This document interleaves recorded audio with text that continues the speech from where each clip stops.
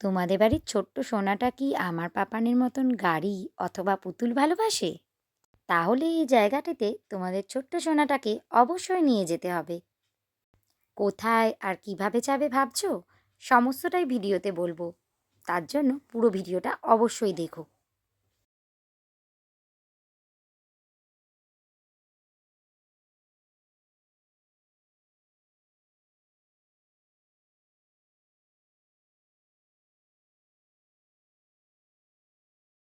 নমস্কার বন্ধুরা, বেবি মাম ওয়ার্ল্ড চ্যানেলে সবাইকে স্বাগত জানাই।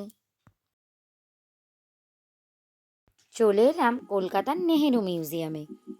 এই মিউজিয়ামটিতে ঢুকতে হলে টিকিট লাগবে 20 টাকা, আর 16 বছরের নিচে শিশুদের জন্য লাগবে 10 টাকা। প্রথমেই সিঁড়ি দিয়ে ওপরে উঠে এলাম, আর ওপরে উঠেই প্রথমেই যেটা নজরে পড়বে সেটা হলো এখানের যারা কৃতী ছাত্রছাত্রী তাদের প্রাইজ প্রদর্শনী।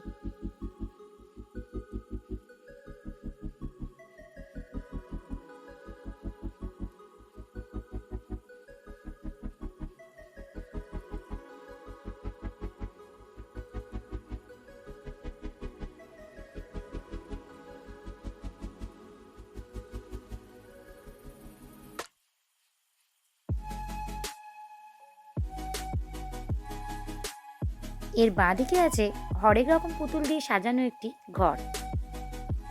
পুতুলও যে এত রকম হতে পারে সত্যি এখানে না আসলে জানতেই পারতাম না।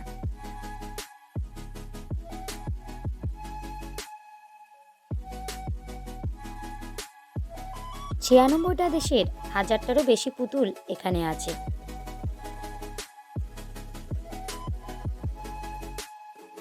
পুতুলগুলো সেই সব দেশেরই জাতীয় আর ঐতিহ্যবাহী পোশাকে সজ্জিত। এই মিউজিয়ামটিতে সারা বছরের যে কোনো সময় তোমরা আসতে পারো।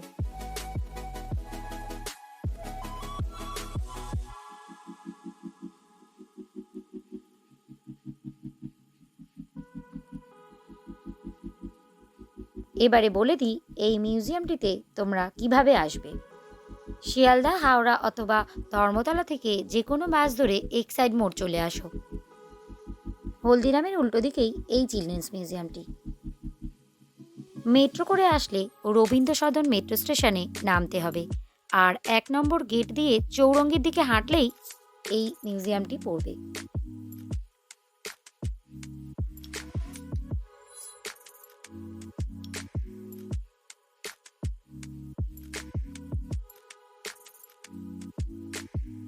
এই মিউজিয়ামটি সোমবার আর মঙ্গলবার বন্ধ থাকে। এছাড়া বুধবার থেকে রবিবার প্রত্যেক দিনই এই মিউজিয়ামটি খোলা থাকে।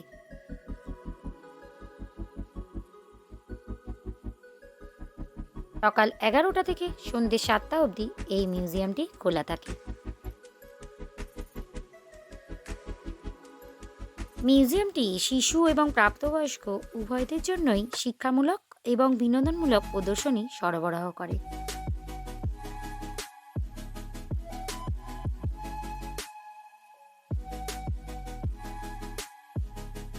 এই মিউজিয়ামটিতে অনেকেই তাদের সংগ্রহে থাকা পুতুল ডোনেট করেছেন। তাদেরকে জানাই অসংখ্য ধন্যবাদ। তোমরাও যদি এখানে ডোনেট করতে চাও তার জন্য কর্তৃপক্ষের সাথে কথা বলে নিতে হবে।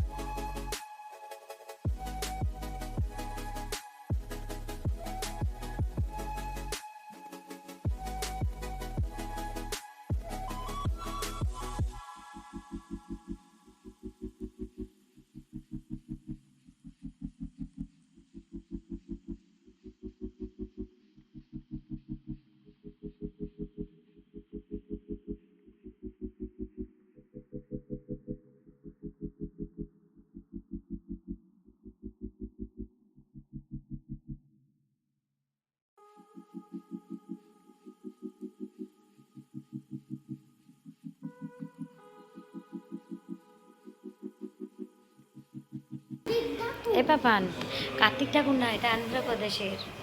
আর মেয়েটা এটা অন্ধ্রপ্রদেশের ড্রেস এরকম। তাই এটা দেখো আসামের।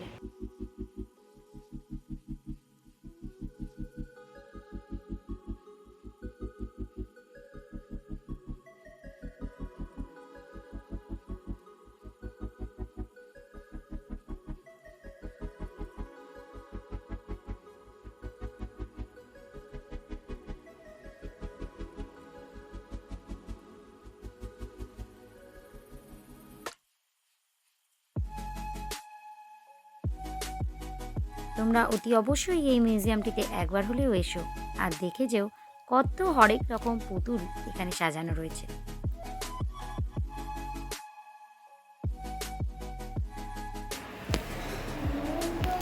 লন্ডন আর बीच जहाज चले चले আবার সিঁড়ি দিয়ে ওপরতলায় চলে এলাম। আবারও নিচের তলার মতনই এই তলাতেও পুতুল দিয়েই সাজানো।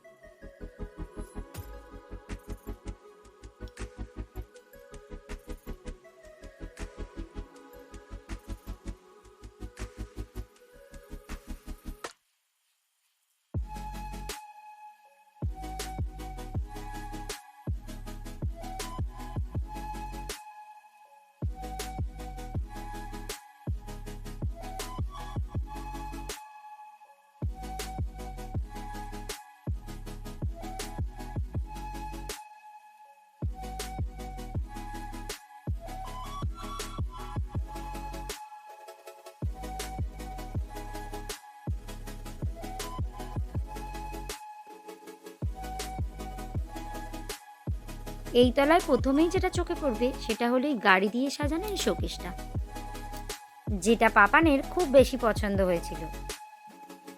আর পাপান এখানে নিজের পছন্দ মতন গাড়ি খুঁজতে ব্যস্ত হয়ে গেছে। मामा जेटुर गाड़ी यामा এটা তো জেঠুর গাড়ি।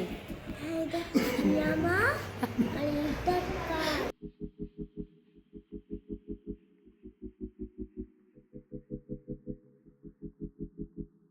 এখানে যে গাড়িগুলো দেখছে কিছু কিছু গাড়ি আমার বাড়িতে আছে।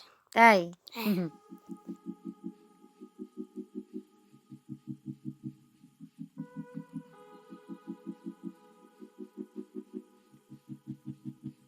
এই তলাতেও যে পুতুল বা খেলনা গাড়িগুলো আছে সেগুলো কোনো সংস্থা অথবা পার্সোনালি কেউ ডোনেট করেছেন।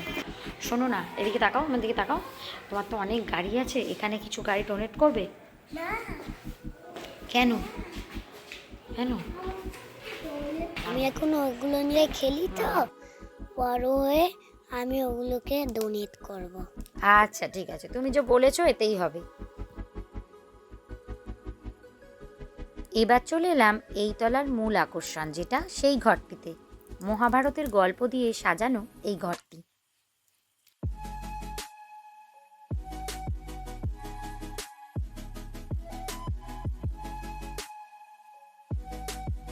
মহাভারতের গল্পগুলো এখানে খুব সুন্দরভাবে পুতুল দিয়ে দেখানো হয়েছে, আর পাশে লেখাও আছে, চাইলে এটা পড়ে নিতেও পারো।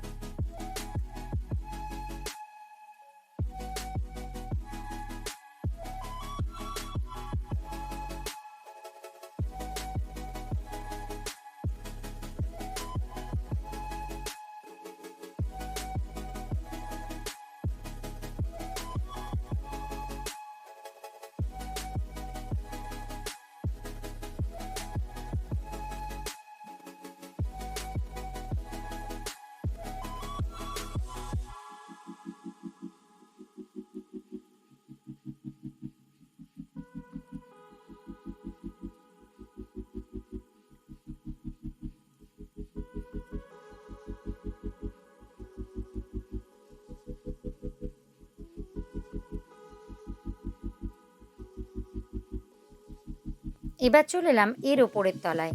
এর ওপরের তলায়ও অনেক পুতুল দিয়ে সাজানো রয়েছে।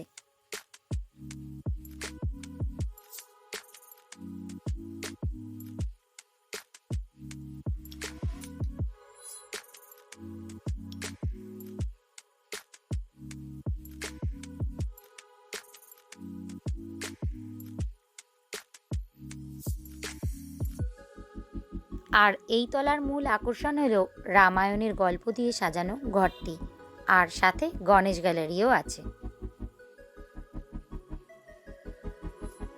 এবার চলে এলাম গণেশ গ্যালারিতে।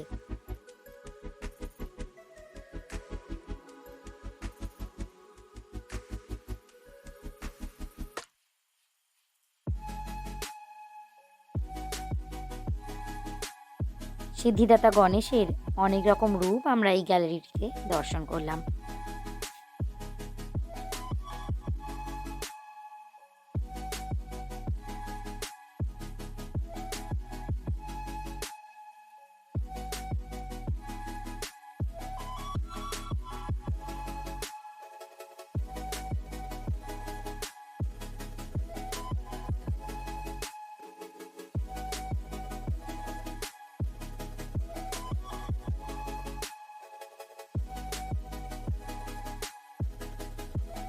এই গ্যালারিটিতে ৩০০রও বেশি গণেশ মূর্তি আছে।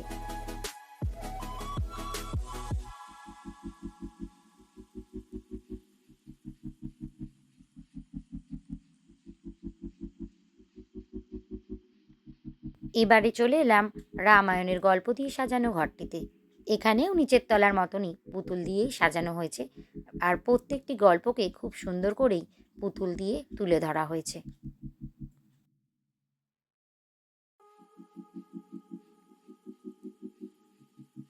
মিউজিয়ামটিতে যারা নিজেদের গাড়ি নিয়ে আসতে চাও তাদের জন্য বলে রাখি, এখানে পার্কিংয়ের ব্যবস্থাও আছে।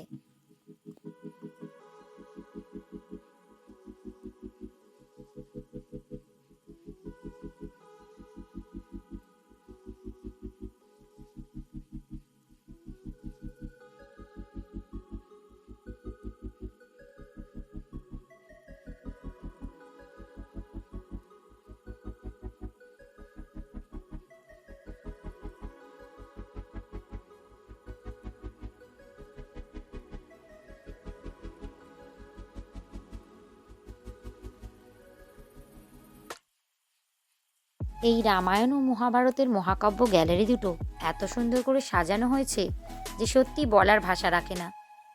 এখানে ছোটদের ভারতীয় সংস্কৃতির সাথে পরিচয় করানোকে সত্যি সাধুবাদ জানাতে হয়। মিউজিয়ামটি খুব সুন্দর, আমাদের সত্যি খুব ভালো লেগেছে। হ্যাঁ, আমারও ভালো লেগেছে, খুব সুন্দর ছিল।